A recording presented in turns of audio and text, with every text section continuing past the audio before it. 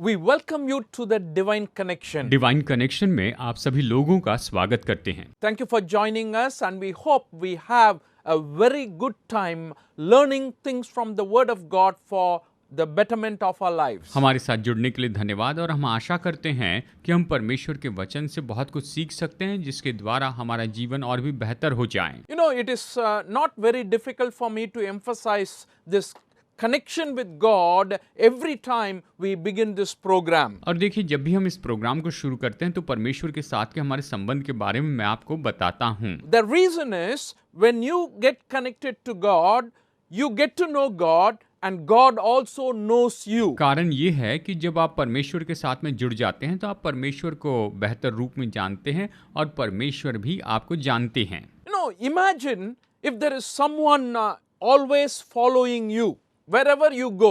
कल्पना कीजिए कि ऐसा कोई है जो हमेशा आपके पीछे चलता है, चाहे आप जहां भी जाए आपके साथ रहता है। Someone who is trying to know what you are doing. ऐसा कोई जो जानना चाहता है कि आप क्या कर रहे हैं। Someone who wants to know about your family. ऐसा कोई जो आपके परिवार के बारे में जानना चाहता है। Someone who wants to know where you're working and how you're working in your workplace. ऐसा कोई जो जानना चाहता है आप कहाँ काम करते हैं और किस तरह से आप काम करते हैं। If you know there is someone who is following you like that, what would be your feeling?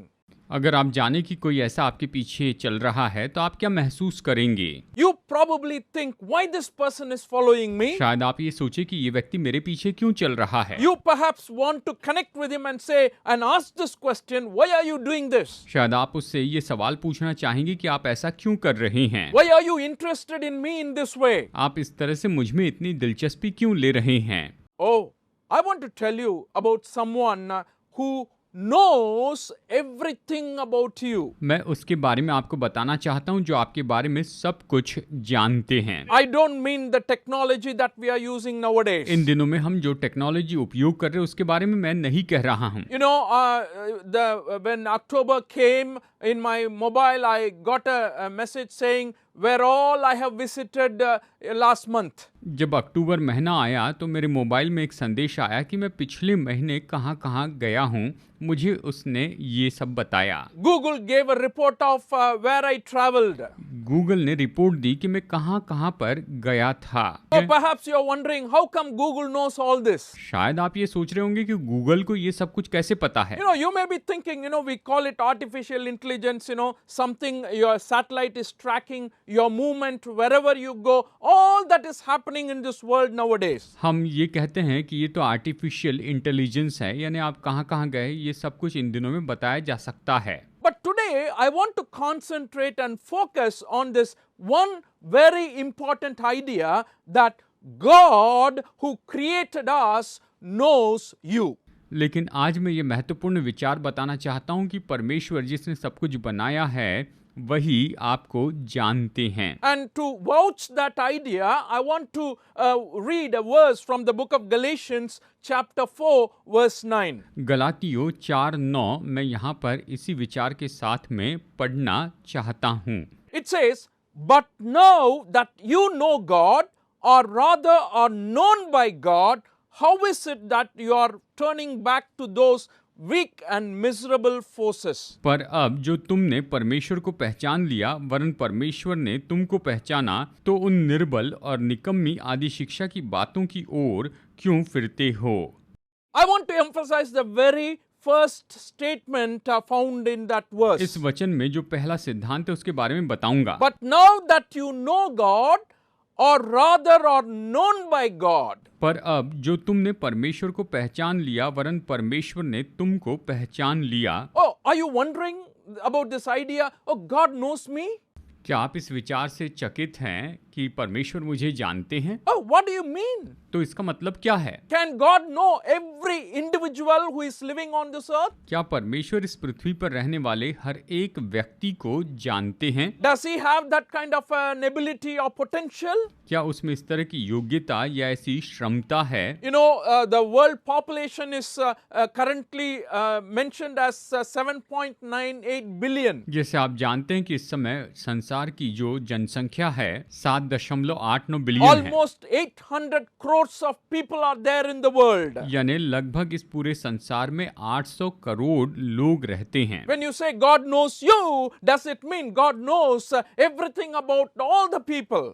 जब आप कहते हैं परमेश्वर आपको जानते हैं, तो क्या इसका यह अर्थ है कि परमेश्वर लोगों के बारे में सब कुछ जानते हैं? I certainly believe he has the potential. मैं विश्वास करता हूं कि उसमें ये क्षमता है, Because with God all things are possible. क्योंकि परमेश्वर के साथ सब कुछ संभव है। But I want you to basically think about the thought or the feeling that if you know that someone wants to know you or someone knows everything about you, how will you feel? पर मैं ये कहना चाहता हूं कि जब कोई आपको जानता है और आपके अंदर ये विचार आता है कि वो आपके बारे में क्या महसूस करता है। One of the important attributes of God that we know from the scriptures is omniscience. परमेश्वर के स्वभाव गुण के बारे में एक बात हम जानते हैं उसके वचन के द्वारा कि वो तो सर्वज्ञानी परमेश्वर हैं। He knows everything. वो सब कुछ जानते हैं। He is aware of what is going on. वो जानते हैं कि क्या हो रहा है। And in this context, God does not act like human beings. और इस संदर्भ में परमेश्वर मनुष्यों के जैसे काम नहीं करते हैं।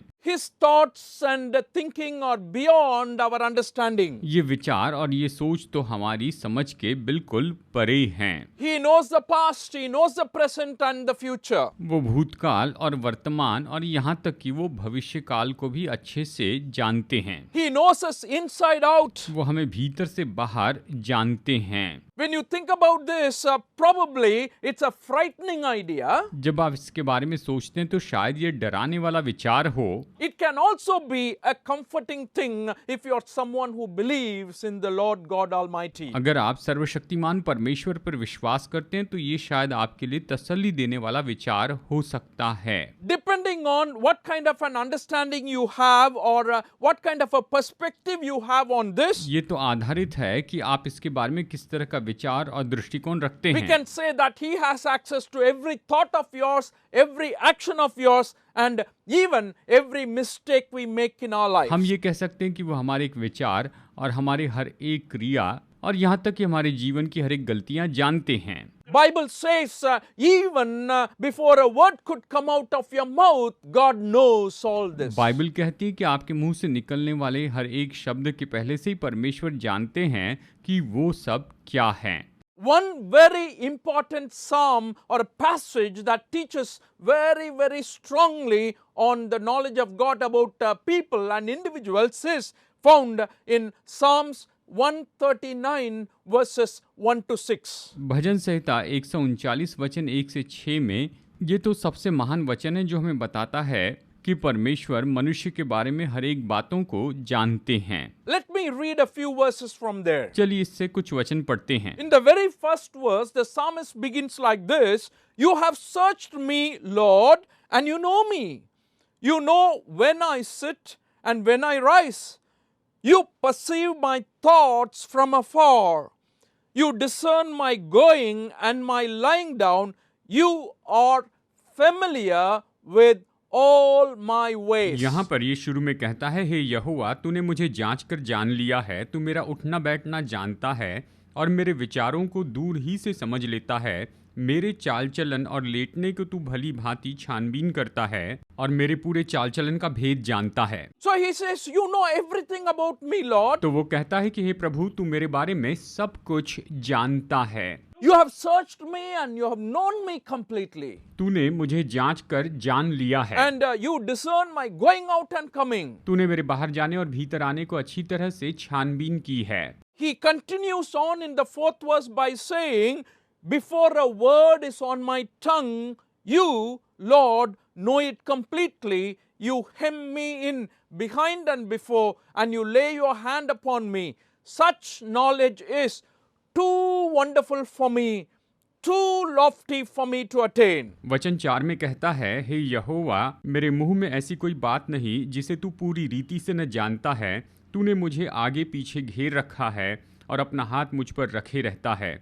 ये ज्ञान मेरे लिए बहुत कठिन है और ये गंभीर और मेरी समझ से बाहर है। I mean, you cannot even imagine the kind of knowledge psalmist is expressing in these verses. इन वचनों में भजनकार जिस तरह का ज्ञान बता रहा है, आप उसकी कल्पना भी नहीं कर सकते हैं। It will make every person who is thinking, how is it possible for a God to know an individual this way? शायद हर कोई इस तरह से सोचता है कि हर एक व्यक्ति को परमेश्वर इस तरह से कैसे जान सकते हैं। And I want to tell you, God knows you. मैं आपको बताना चाहता हूँ परमेश्वर आपको जानते हैं। He has known people from when they were in their mother's womb. जब लोग अपनी माँ के गर्भ में थे तब से उसने लोगों को जान लिया है। In the book of Psalms, the same chapter verses 13 onwards, he says, "O Lord, you have known my inmost being." भजन संहिता के इसी अध्याय वचन 13 में कहता है, मेरे मन का स्वामी तो तू ही है। You knit me together in my mother's womb. तूने मुझे माता के गर्भ में रचा है। And when as he continues, he surrenders his life to God completely because you know everything about me. और आगे वो अपना पूरा जीवन परमेश्वर को समर्पित करता है और कहता है तू मेरे बारे में सब कुछ जानता है। It is not just the psalmist, even the prophet Jeremiah said about his life and the birth that he had. केवल भजनकार ही नहीं लेकिन यिर्मयाह भविष्यवक्ता ने भी इस तरह से कहा कि तू मेरे हृदय और मेरे जन्म को अच्छी तरह से जानता है। In the book of Jeremiah chapter 1 verse 5, God says to Jeremiah like this, "The word of the Lord came to me saying, before I formed you in the womb, I knew you. Before you were born, I set you apart. I appointed you as a prophet to the nations." यिर्मयाह अध्याय 1 वचन 5 में परमेश्वर इस तरह से कहता है कि गर्भ में रचने से पहले ही मैंने तुझ पर चित्त लगाया और उत्पन्न होने से पहले ही मैंने तेरा अभिषेक किया। मैंने तुझे जातियों का भविष्यवक्ता ठहराया। इस तरह से यहाँ पर ये वचन हमें बताता है। He knew Jeremiah even before he was born and when he was in mother's womb. वो तो यिर्मयाह को उसके जन्म के पहले से ही उसके माता के गर्भ में रहते समय से ही जानते हैं। Bible lists a lot of things that God knows about us. Bible ऐसी बहुत सी बातें बताती है कि परमेश्वर हमारे बारे में वो सब कुछ जानते हैं। It even talks that all the hair in our head are numbered. उसने यहाँ तक बताया कि हमारे सिर पर के जो बाल हैं वो भी गिने हुए हैं। Can you imagine? क्या आप कल्पना कर सकते हैं? Do you have a count of it? क्या कोई आपके जैसे दिखने वाला है? Bible says God has a count of it. Bible कहती कि परमेश्वर उसे भी जानते हैं। And God knows the name of every person. और परमेश्वर हर एक एक व्यक्ति के नाम को जानते हैं। And God says very very clearly that I have known you by name. I have called you by name to Moses. परमेश्वर ने मूसा से कहा कि मैंने तुझे नाम लेकर बुलाया है। In the book of Exodus chapter 33 verse 17, let me read it for you. निर्गमन अध्याय 33 वचन 17 में आइए हम इससे पढ़ लेते हैं। And the Lord said to Moses, I will do the very thing you have asked because I am pleased with you and I know you by name. यहोवा ने मूसा से कहा, मैं ये काम भी जिसकी चर्चा तूने की है करूंगा, क्योंकि मेरे अनुग्रह की दृष्टि तुझ पर है और तेरा नाम मेरे चित्त में बसा है। Oh, you may be wondering, oh, what is this you are talking? शायद आप सोच रहे होंगे आप ये क्या कह रहे हैं? How is it useful for me that God knows all about me? परमेश्वर मेरे बारे में सब कुछ जानते, इससे मेरा क्या लाभ होने वाला, आप ये कह रहे होंगे। Is he a God just knowing everything about people? क्या वो ऐसे परमेश्वर है जो लोगों के बारे में सब कुछ जानते हैं, केवल इतना ही है? Or can he do something based on the knowledge he has about all of us? और हमारे बारे में जो ज्ञान उसके पास है, क्या उसके बारे में वो कुछ करते हैं? We do not have a God who simply knows my hair count, who knows my thoughts, who knows my words before it could come out of my mouth. Oh, he doesn't simply know all that. He is a God who acts on my behalf. हमारे परमेश्वर ऐसे नहीं है जो केवल मेरे सिर के ऊपर कितने बाल हैं वो जानते हैं, जो मेरे विचारों को जानते हैं, मेरे मुंह से निकलने वाले शब्दों को पहले से ही जानते हैं। वो केवल इसे जानने वाले परमेश्वर नहीं है, पर वो मेरे लिए काम करते हैं। Because just knowing something about you, or in fact I'll put it this way, knowing everything about you is not going to make a big difference. क्योंकि आपके बारे में सब कुछ जानने से कोई फर्क आने वाला नहीं है, ये कोई फर्क नहीं लेकर आ सकता। And this God I'm talking about is someone who knows you, but he cares for you. मैं जिस परमेश्वर के बारे में बता रहा हूँ वो आपको जानते हैं और वो आपकी परवाह करते हैं। The word of God very clearly affirms this idea. परमेश्वर का वचन इस विचार को बहुत ही स्पष्ट रीति से मजबूती से बताता है। God's knowledge about us helps us to fulfill his good plan for our lives. हमारे बारे में परमेश्वर के पास जो ज्ञान है वो सच में मदद करता है कि हमारे जीवन में उसकी योजनाओं को, उसके उद्देश्यों को पूरा करते चले जाएं। There is a beautiful promise in the book of Jeremiah, chapter 29, verse 11. यिर्मयाह अध्याय 29 वचन 11 में एक बहुत ही सुंदर प्रतिज्ञा दी गई है। There are many people who claim that promise, बहुत से लोग हैं जो इस प्रतिज्ञा का दावा करते where हैं। God talks about His knowledge of the plans He has for His people. यहाँ परमेश्वर अपने लोगों के लिए जो ज्ञान और जो योजना रखते हैं उसके बारे में बताते हैं। And 11th verse says like this, For I know the plans I have for you, declares the Lord, plans to prosper you and not to harm you, plans to give you hope and a future. Then you will call on me and come and pray to me, and I will listen to you. You will seek me and find me when you seek me with all your heart. Up to 13th verse. वचन 11 से वचन 13 तक पढ़ते हैं, क्योंकि यहोवा की ये वाणी है कि जो कल्पनाएं मैं तुम्हारे विषय में करता हूँ उन्हें मैं जानता हूँ, वे हानि की नहीं वरन कुशल ही की हैं, और अंत में तुम्हारी आशा पूरी करूँगा। तब उस समय तुम मुझको पुकारोगे और आकर मुझसे प्रार्थना करोगे और मैं तुम्हारी सुनूंगा।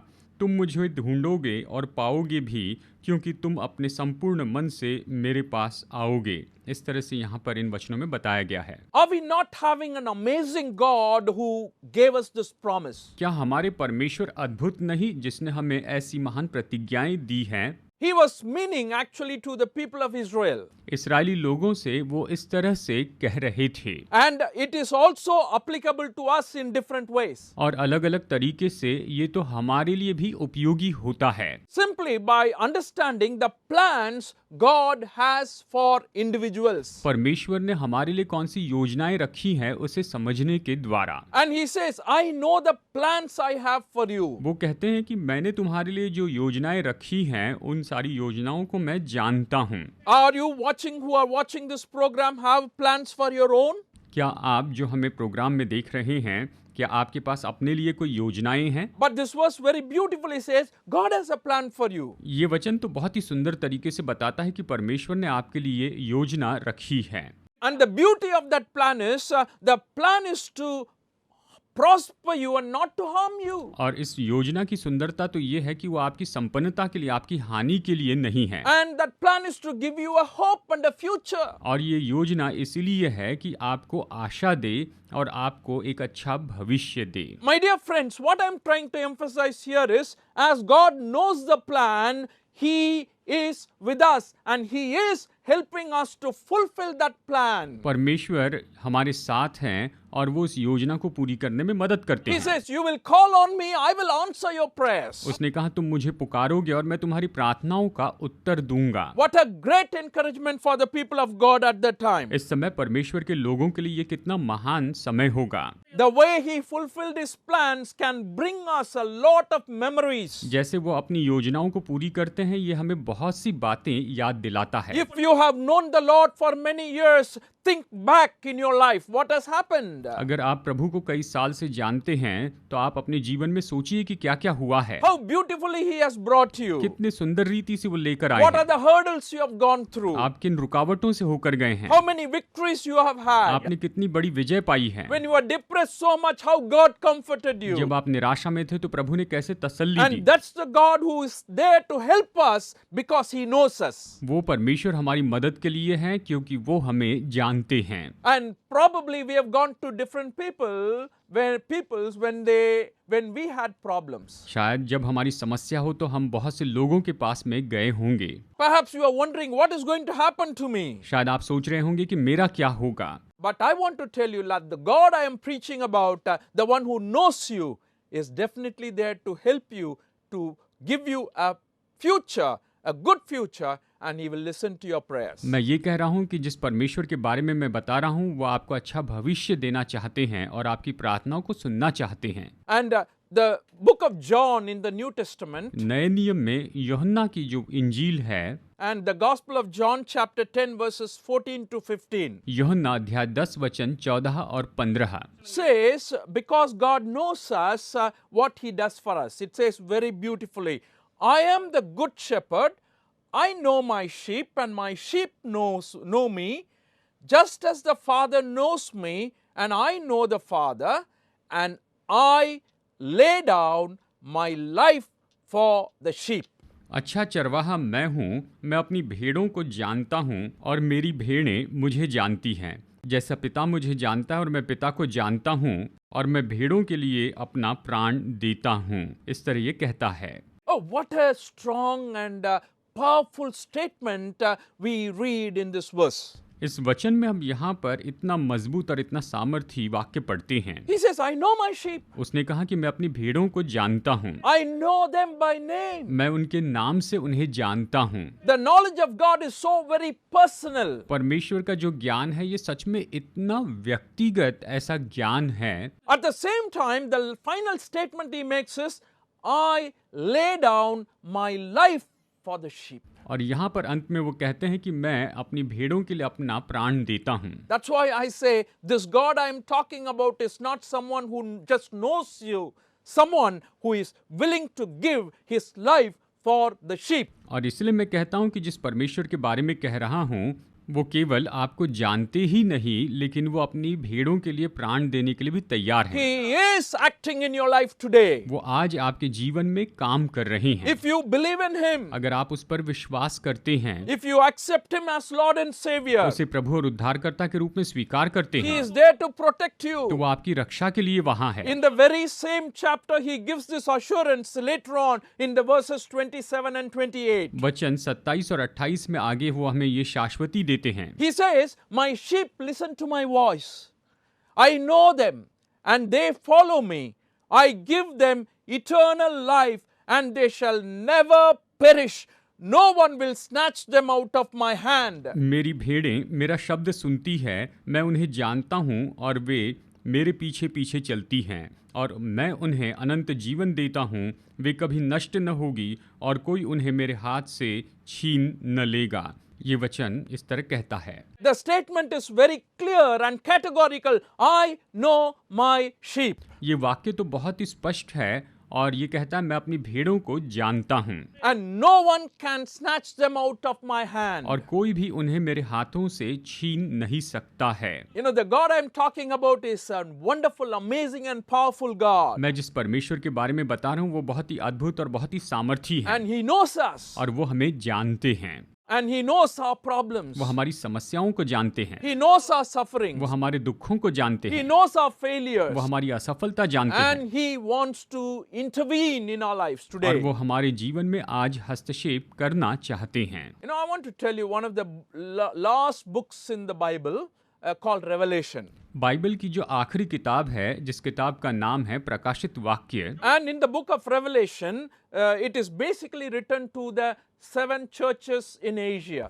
और प्रकाशित वाक्य की किताब तो आशिया के 7 कलीसियाओं के लिए लिखी गई। And when you read the content of what God wanted to communicate to these churches, और जब आप पढ़ते हैं कि परमेश्वर यहाँ इन कलीसियाओं को क्या बताना चाहते थे, one of the main idea that comes out in most of the information or teachings that God gave to the churches is that He knows what the churches were going through. एक मुख्य विचार जो परमेश्वर यहाँ इन कलीसियाओं को बताते हैं वो ये है कि मैं जानता हूँ कि तुम किन बातों में से होकर जा रहे हो। I just want to mention only two verses, because of time also. I cannot go into every church and everything God knows about the churches. But just to start with Revelation chapter 2 verses 2 and 3. प्रकाशित वाक्य अध्याय 2 वचन 3 और 4 यहाँ पर हम देखेंगे। समय न होने के कारण हम हर एक बात को पूरे विवरण से तो नहीं देख पाएंगे।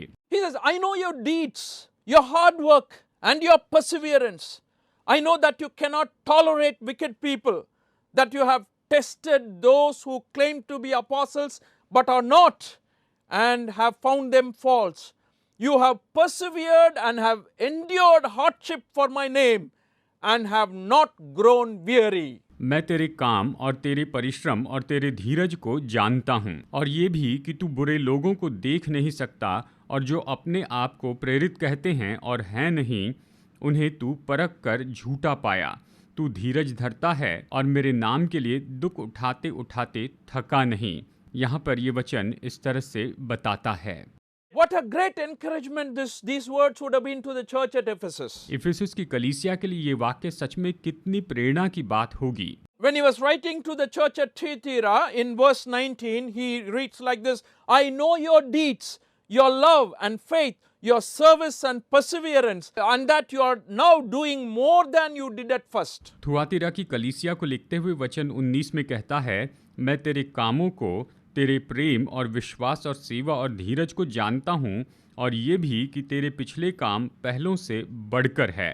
इस तरह प्रभु उनसे कहता है। I want to tell you, it's not a message just for those churches in Asia in the first century. मैं ये कहना चाहता हूँ कि पहली सदी की जो कलीसिया थी आसिया में, ये केवल उन्हीं के लिए नहीं है। I want to tell you, the same God knows you. मैं बताना चाहता हूँ यही परमेश्वर आपको भी जानते हैं। He appreciates your faithfulness. वो आपकी विश्वास योग्यता की सराहना करते हैं। He appreciates your struggles. वो आपके कश्मकश की सराहना करते हैं। He appreciates your consistency. वो आपके डटे रहने के बारे में सच में सराहना करते हैं। How you have held on to your faith in spite of the trials that you have gone through. आप जिन परीक्षाओं में से होकर गए हैं, उनके बावजूद कैसे आप अपने विश्वास को थामे रहें। And you may feel sometimes you've been ignored. शायद आपने कभी ऐसा महसूस किया होगा कि आपको अनदेखा किया गया है। But God says, I know this. I know you.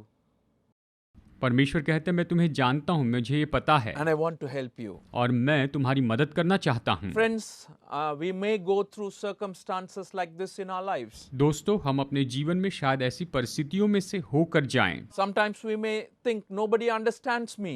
शायद हम सोचे कि कोई मुझे नहीं समझता है, Nobody knows me as they ought to. जैसे लोग मुझे जानने चाहिए वैसे कोई नहीं जानता है। But I want to tell you, this God we've been talking about in this program knows you perfectly just as you are. मैं इस प्रोग्राम में जिस परमेश्वर के बारे में बता रहा हूँ, वो आप जैसे हैं वो वैसे ही आपको जानते हैं। And he just does not know you, he is there to help you, assist you, guide you. और वो केवल आपको जानते ही नहीं, लेकिन वो आपकी सहायता करने के लिए, आपकी मदद करने के लिए, अगुवाई करने के लिए तैयार हैं। Isn't that a good news? क्या ये सच में सुसमाचार नहीं है? We present the good news here in this program. इस प्रोग्राम में हम सुसमाचार बताते हैं That you have a God you can relate to. कि आपका ऐसा परमेश्वर जिसके साथ आप जुड़ सकते हैं। That God wants to know you. वो आपको जानना चाहते हैं, And you can know him also. और आप भी उसे जान सकते हैं, So that your relationship can be more enriching and growing and becoming better every day. ताकि आपका जो संबंध है वो मजबूत होता जाए और प्रतिदिन वो बेहतर होता चला जाए। Friends, it's possible only if you believe. दोस्तों, अगर आप विश्वास करेंगे, केवल तब ही ये संभव है। Because that relationship of full trust and surrender has to happen for you to enjoy the full benefits of the knowledge of God. और ये जो पूरा भरोसा और समर्पण की जो बात है, ये होनी ही चाहिए ताकि आप पूरी तरह से समर्पित होकर परमेश्वर की आशीषों का आनंद उठा सकें। May God help you to do that and God bless you. परमेश्वर ऐसा करने में आपकी मदद करें और परमेश्वर आपको आज बहुतायत से आशीष दे।